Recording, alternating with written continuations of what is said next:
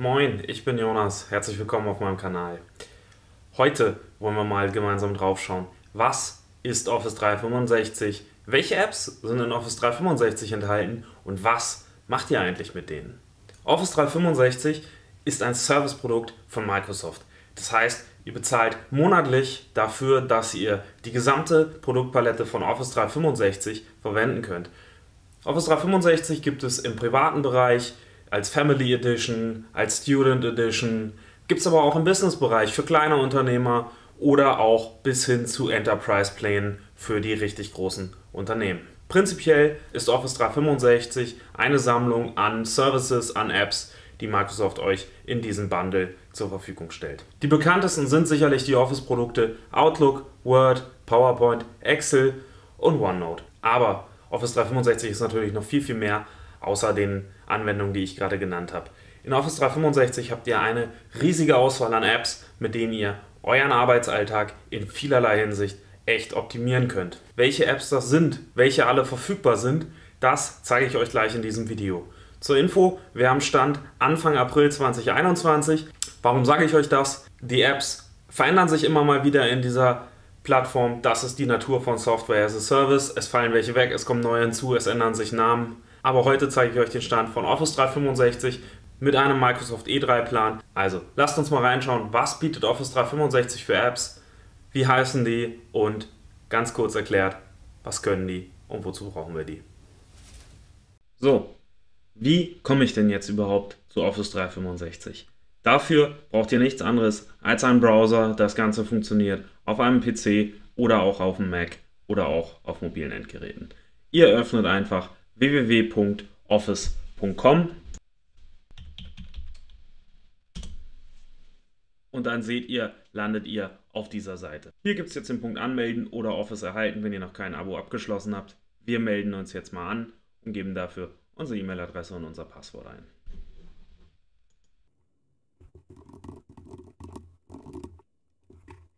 Nachdem ihr euch angemeldet habt, landet ihr auf eurer personalisierten Startseite. Hier seht ihr alle Dokumente, die ihr zuletzt bearbeitet habt.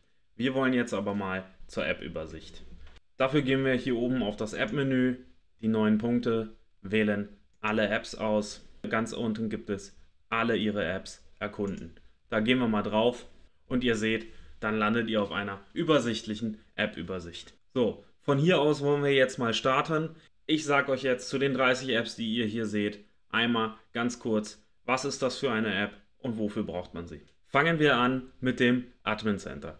Das Admin Center ist, wie der Name schon sagt, der zentrale Ort, wo ihr alle administrativen Einstellungen zu eurer Office 365 Umgebung vornehmen könnt.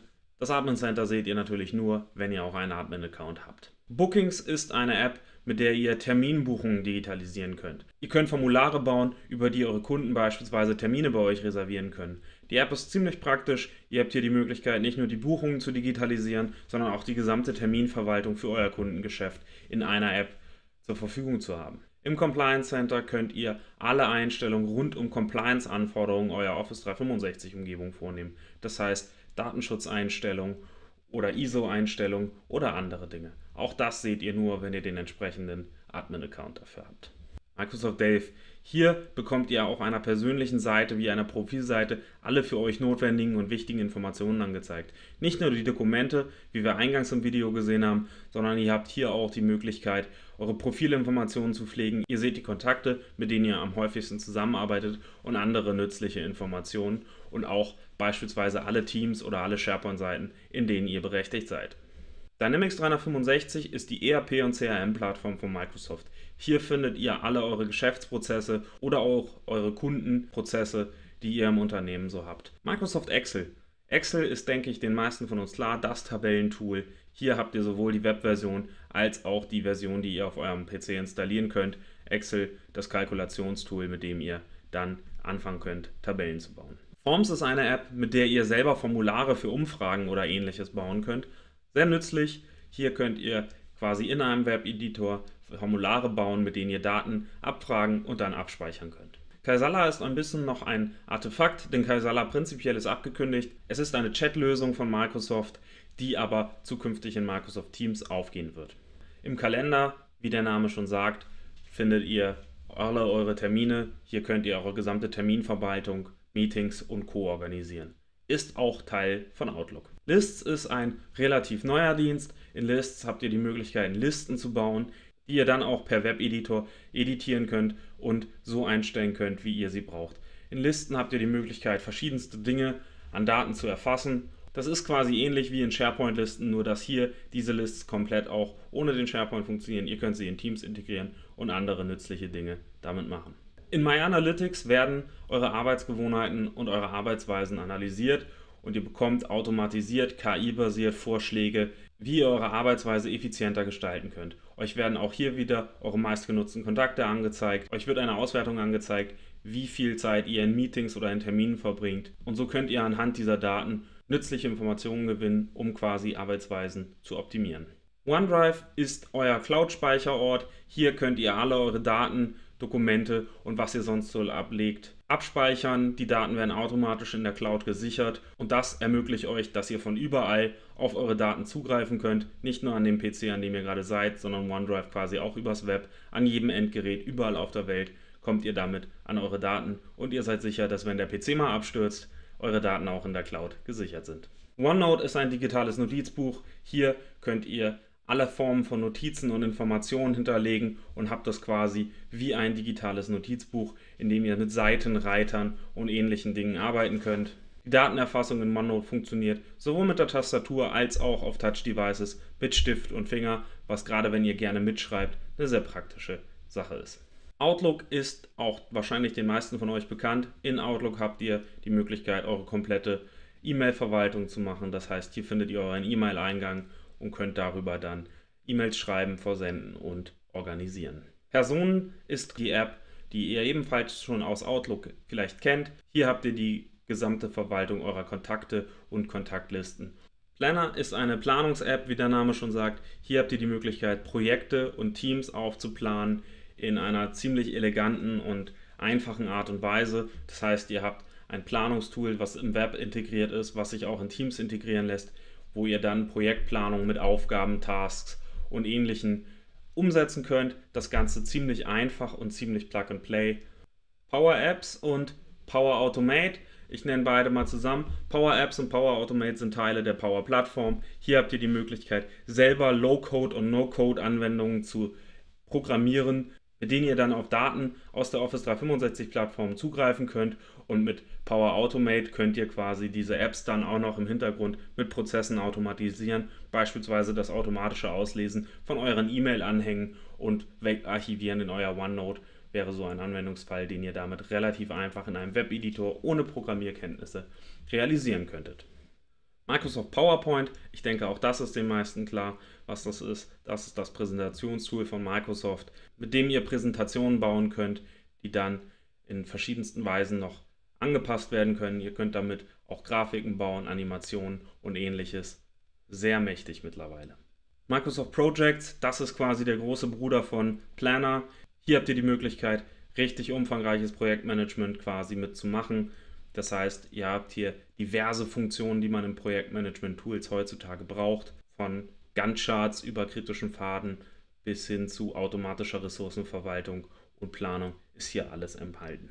Microsoft SharePoint ist quasi die Team-Dokumentenablage in Office 365. Hier habt ihr die Möglichkeit, Dokumente in eurem Team oder eurer Organisation abzulegen. Und ihr habt hier die Möglichkeit, Informationswebsites für euer Unternehmen zu bauen, quasi für ein Intranet, in dem ihr die neuesten News aus eurem Unternehmen oder eurem Business teilt.